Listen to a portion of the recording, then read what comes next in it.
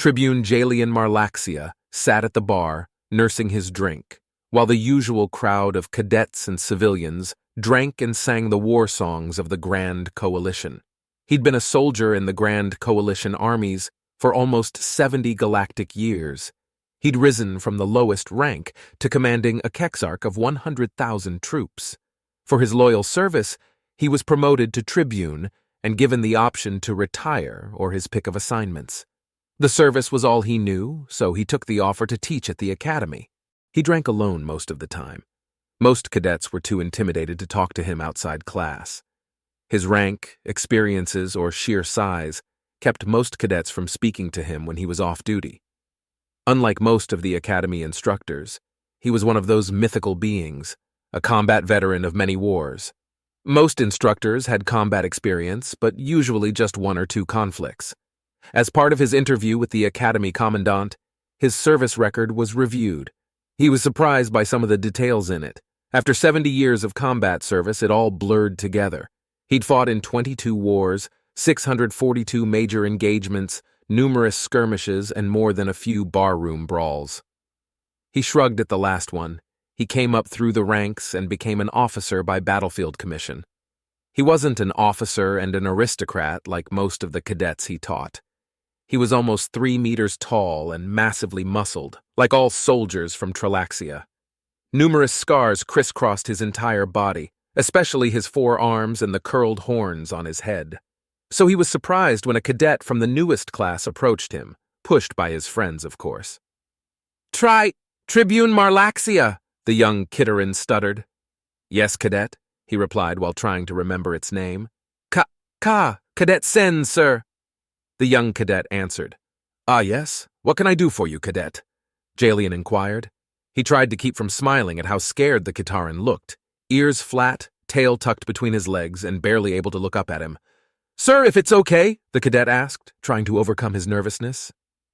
"We were talking about who were the best soldiers in the coalition military." "Is that all?" Jalian chuckled. "And how do you mean the best? The best fighters? The bravest warriors? The strongest soldiers? The canniest troopers? Or the most reliable to get the job done?" The cadet looked to his friends for help, but none was given. "I don't know, sir." His voice barely audible, Jalian smiled and decided to take pity on the young Kitaran. He took a pull from his drink and signaled the bartender for another. As she slid the drink to him, she shared that amused look she always had when he was going to tell a tale. After another pull at his fresh drink, he put it down and turned around on his stool. "You asked about the best soldiers in our military, but I will instead tell you of my experience with the best soldiers that I've ever fought beside." The rest of the bar's patrons quieted down as they realized they might get to hear him share some of his past experiences. They weren't part of our military, but one of the few allies willing to step up when the Razith invaded our space. Jalian's eyes stared at nothing as he tried to remember how long ago it was. About 30 cycles ago it was. They'd sent a large force against a small colony world, Raza VI, taking another pull from his drink before continuing. "I was just a Chiliad then, commanding a Millenarch of heavy infantry. The entire Tetachar had been sent to evacuate the civilians before the Razith arrived. At the time, most of us thought sending 10,000 soldiers to evacuate 6,000 civilians was overkill." He shook his head before continuing.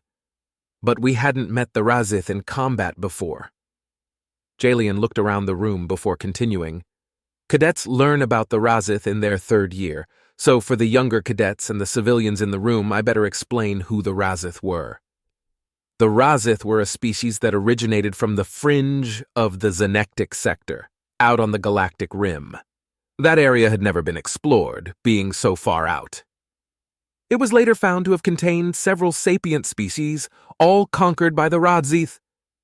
"What did they look like?" one of the cadets piped up. Jalian turned to look at the cadet. They were big, only slightly shorter than me. Their lower body was sinuous, and having no legs, they moved by lateral undulation. Their dorsal side was covered in short spikes that ended in a stinger that could inject paralytic venom in some species. They had 2 arms that ended in a 6-digit manus with retractable claws. and another pair of appendages that could function as arms for grasping or be used to increase their speed when moving. They had 2 sets of eyes, one for normal light and the other for low light. They had a wide maw with rows of sharp fangs for ripping apart flesh and meat. Their whole body was covered in tough scales that sometimes deflect laser and plasma bolts. If you didn't hit them square on, draining his mug, Jalian continued, to them, other sapients were either food or slaves. He looked around to see the entire bar focused on him. A delegation sent to make contact after they attacked a small outpost found that out the hard way. Only one of the group was allowed to live to deliver a single message: surrender or die. The Gitana Council didn't take them seriously and put together a small fleet to punish these upstarts. After all, the survivor reported they only had a dozen ships. None came back. Jalian drained the rest of his drink and set the mug on the bar. A recon ship that'd been sent out returned with word that the Razi fleet was far larger than reported. Hundreds of capital ships, thousands of escorts, and what we assumed were troop ships. With our fleet scattered across coalition territory, we needed to buy time for them to join the Grand Fleet, so dozens of squadrons were sent to evacuate all colonies and stations directly in the enemy's path, Jalian said, his eyes staring at nothing as he spoke.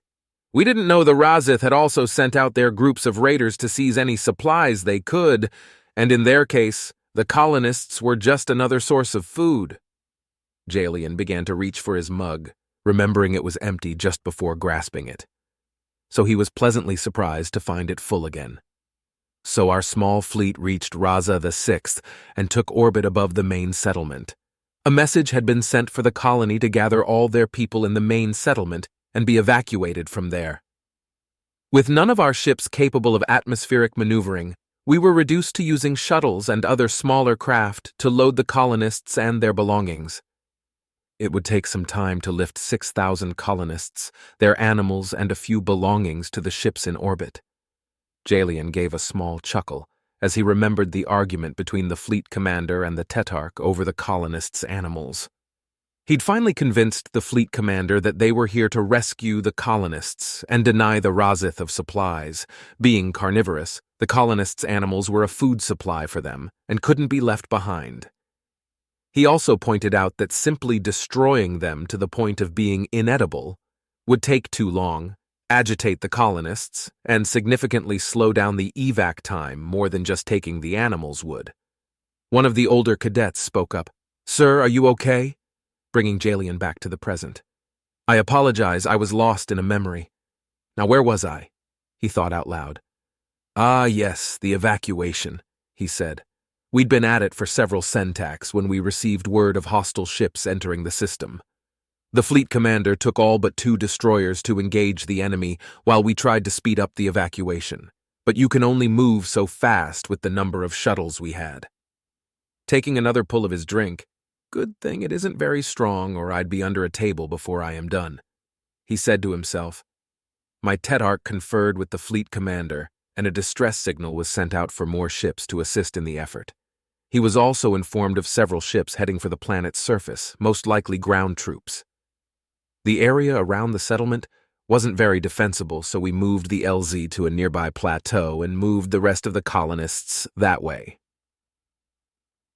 The colonists would often take their livestock to graze on the top of the plateau, so there was a well-worn path. And even better, some of the livestock naturally began to climb the trail to their grazing spot. The path up was mostly rock and dirt with some vegetation here and there. He continued. It leveled off into 3 different benches as you ascended. This allowed a brief rest for some of the slower colonists. The plateau was bulbous where the pathway exited on it. Sheer cliffs along nearly all sides provided added protection, and the land narrowed to a bluff over the river, far below. A wide spot at the farthest end of the bluff was just big enough for an LZ. His hands helped show what he meant. The Tetarch began breaking off Millenarch at the base and at each bench to hold off the Razi, Julian recalled. Each level could be supported from the defensive line above, and with either side of that steep slope being a sheer cliff face, it looked like a tough weonade to crack. After deploying 5 Millenarch along the trail, from the bottom, over 3 benches and a line on top, that left 5 others to assist in the evac and build backup defensive lines. My Millenarch was to hold the second bench. He explained Jalian was starting to enjoy sharing this with the crowd. He didn't talk about it often, but oh, did he dream about it.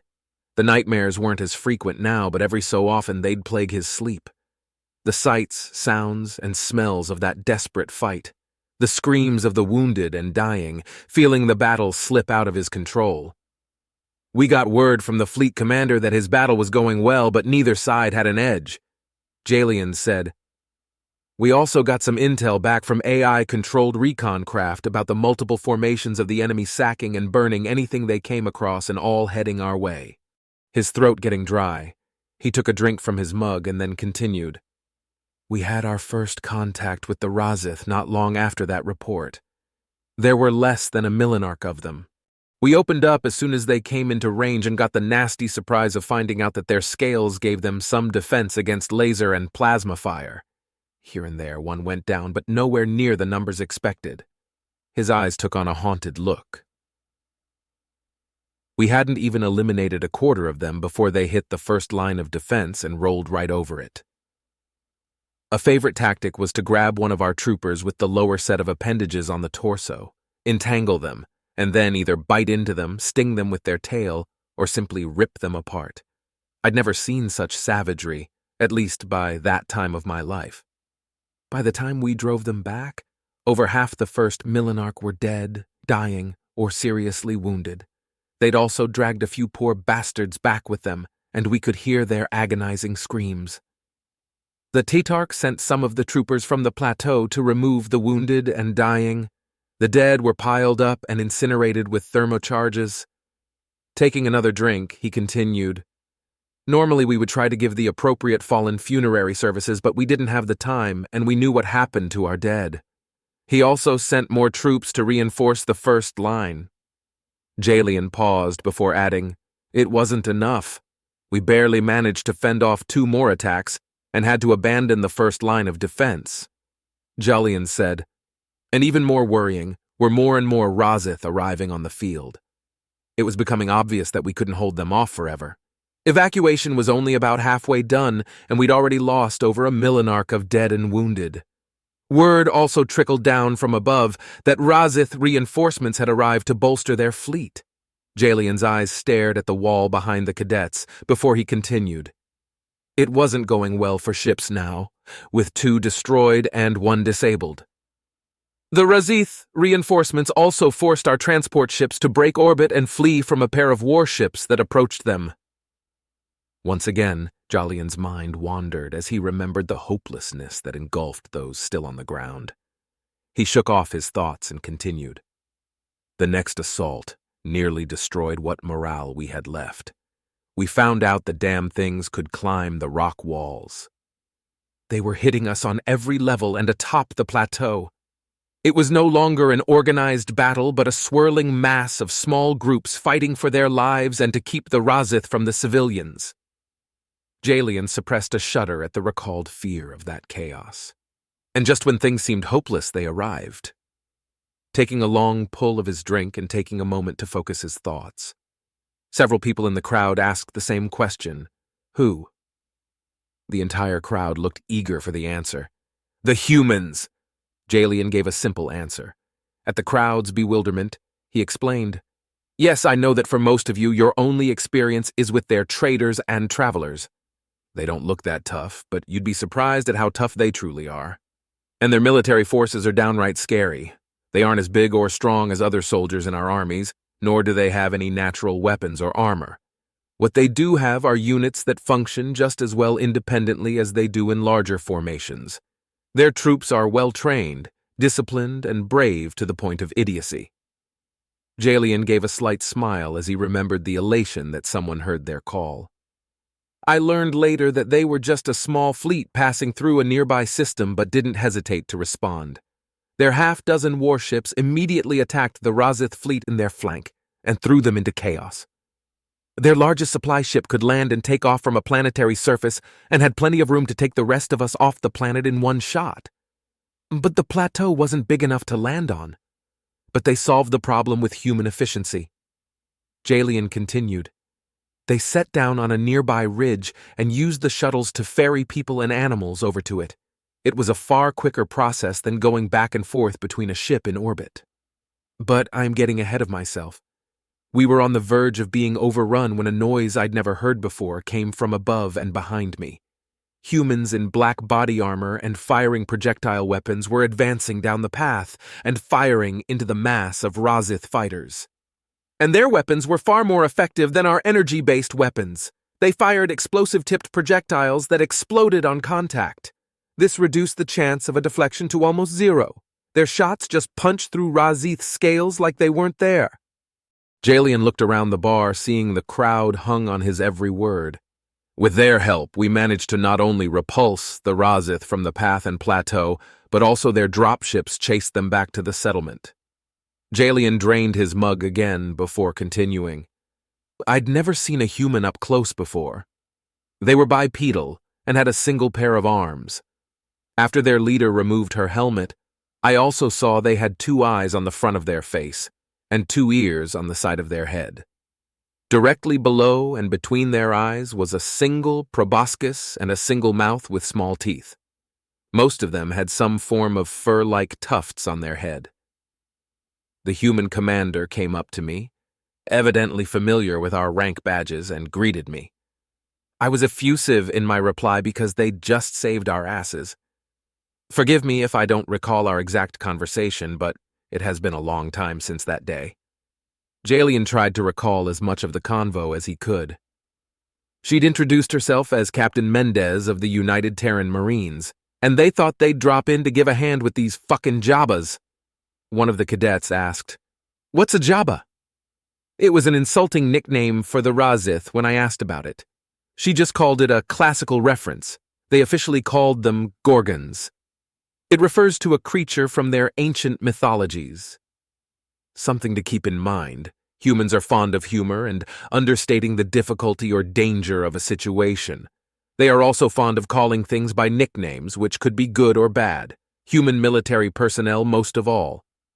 Jalian recalled the enjoyment he got when they later taught him banter. If a human likes you, they like to joke around with you. That is usually a good thing. But I've found very few things scarier than when a human is deadly serious. Jalian paused before continuing. When they get like that, some serious violence is about to happen. They always fight hard, but often in a more clinical fashion, like we do. But when a human soldier gets that serious, they will fight with a frightening level of ferocity. I was once on a scouting mission with 24 human Marines.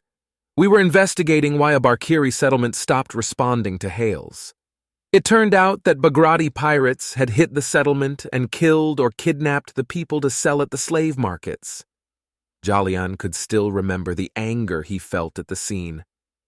But they didn't take the Barkiri children with them. They executed them. That was the first time I saw a human soldier become deadly serious. We caught up to those pirates, and even though they were outnumbered by the pirates, they killed every one of them and didn't lose a man. And they didn't just kill them, they beat many of them to death with weapons, tools, furniture, or just using their closed manus and boots. I saw one even use a Bagrati's arm to beat the pirate to death. This will be relevant later, I promise. As I was saying, the Marine captain introduced herself, and we began exchanging tactical information. It was also around this time that I found out I was the most senior officer left alive and became in charge of this mission. Now that we knew they could simply climb the sides, we decided it was easier to form a defensive perimeter on top of the plateau. We only had a few more shuttle trips left in the evacuation, Jalian said. So we left a squad of human Marines on the last bench and started to build a defensive line across the neck of the bluff. We also dug out a sheltered area for the refugees to hide while waiting. That is also when I found out Captain Mendez only brought 250 Marines. I asked the captain about it, and she smiled and told me each Marine is worth 10 of those damn Jabbas, so we got them outnumbered. Several cadets laughed at that, enjoying the disdain shown to the Razith. I only had just over 4,000 combat-effective coalition troopers, 1,000 of which I sent to guard the human vessel and to take all injured or dead. The Razith were horrible shots and preferred volume of fire over accuracy. I probably wouldn't be here if they could shoot worth a damn, Jalian said, kidding on the square. I placed half a millinarch with the refugees and spread some pickets along the edge of the plateau. Meanwhile, the humans took position on the front line with a pair of rapid-fire railguns. We'd got the front-line trenches and secondary breastworks dug when the squad of Marines came jogging back and said they were coming. Jalian took a pull at his nearly empty mug before continuing. I pulled in the pickets and we got ready to fight. The first wave came up on the trail, and as they burst onto the top, those rapid-fire railguns ripped them apart. Razith body parts were flying everywhere, and in no time they'd swept the plateau clean of Razith soldiers. But we got word many more were heading our way. They attacked from the trail and by climbing the sides of the cliffs. 10 times they came, and 10 times we threw them back. The memory of the desperation came roaring back to him. The last time they got into the trenches where vicious melee combat broke out, the humans pointed out a weak spot under their chin that weapons fire or even knives could penetrate with ease. With this knowledge, we gave better than we got, as an old human saying goes. But the cost had been heavy. More than half of my remaining troops were down, fortunately more wounded than dead. Jalian said, and despite their much stronger armor, less than 100 Marines were still able to fight. But a bigger problem was all but 2 shuttles were still flying. The Razith shot down 2 and damaged 5 others heavily enough to pull them from duty. At least we finished evacuating the last of the refugees and their animals. Now we were ferrying over our dead and wounded. The Razith came again and we barely drove them back. Jalian paused before continuing. It was at that point we abandoned the trenches and moved everyone that was left to the second line. Unfortunately, the rapid-fire railguns were out of action. There were only 60 Marines and just over 1,000 coalition troops in the defensive lines. Jalian looked out at his audience and saw they were intently focused on his tail. I took about half my troopers and built one last fallback position, just before the bluff opened up to the LZ. After that, there was nowhere to go. Each successive attack chipped away at our shrinking defense force. A steady stream of wounded flowed to the LZ, but finally the last of us would be evacuated on the next 2 shuttles. And that was when tragedy struck. During a lull, the surviving troops fell back, and the Marines manned that last line of defense. I protested, but the human captain pointed out that their much heavier armor would allow them to retreat under fire better. With a look of great sadness on his face, Jalian continued. Word came from above that a large number of Razith ships were inbound, and the surviving coalition ships and human ships were forced to scoop up all their escape pods and what survivors they could get to on the wrecked ships and fall back to the ships stationed above us. We'd have time for the last 2 shuttles to make a run and pick us all up, and then we'd have to lift off immediately. There was a very small window of time before the fleet could jump, and the Razith reinforcements were in range. The first shuttle landed, and I got the last of my Hail troopers and the last of the human and coalition dead and wounded. We lifted off to allow the other shuttle to land, but Razith's fire hit it and turned it into a brilliant fireball crashing into the valley floor below.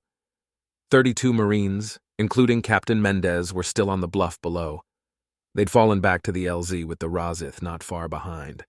I rushed to the cockpit to tell the pilot to go back for them, but he told me they were too heavily loaded. I suggested abandoning the dead to make room. He agreed, and I called the captain to be ready for pickup, but she said there was no time. She ordered the pilot to return to their ship and dock. She then called the freighter and told them to lift off as soon as we docked. I protested, but the pilot replied he had to follow her orders. Jalian said, I was still in the cockpit when she called the human fleet commander and said those 3 words I will never forget. Drop Thor's hammer. The human fleet commander made her repeat the order, and I could hear the sadness in his voice as he gave an affirmative to her reply. The captain simply replied, OORAH! Jalian drained his drink before continuing. And then I heard my pilot and what sounded like every human with a radio return the phrase. Our pilot mumbled something about Valhalla and practically crash-landed us in the freighter hangar. We hadn't even dropped the ramps before I heard the doors clang shut and felt the engines roar as we lifted off. I asked the pilot what the phrase, "drop Thor's hammer," meant, and he just turned on a monitor hooked into the fleet feed from a recon drone. The Marines were surrounded by the Razi and fighting hard with most of them down. Jalian sighed. It was then I saw a streak of light race down and hit the LZ. It turned into a massive fireball, and then a massive plume of smoke and debris rose from it into a hurricane fruit-shaped cloud. I looked at both pilots and saw tears on their faces. One of them explained to me that drop Thor's hammer meant to drop a nuke on their position. I asked why she did it, and the pilot replied so we wouldn't try and risk the fleet by returning for them. And that is why I say they are the best I ever fought with. They came to help us when they didn't have to. They fought shoulder to shoulder with us, and in the end, they sacrificed themselves to make sure we would survive. Jalian scanned the crowd, seeing them shocked, amazed, and even saddened at that action. And now, cadets, it's late and we get up early. And with that, Jalian set down his empty mug, signed his credit chit, and left the bar.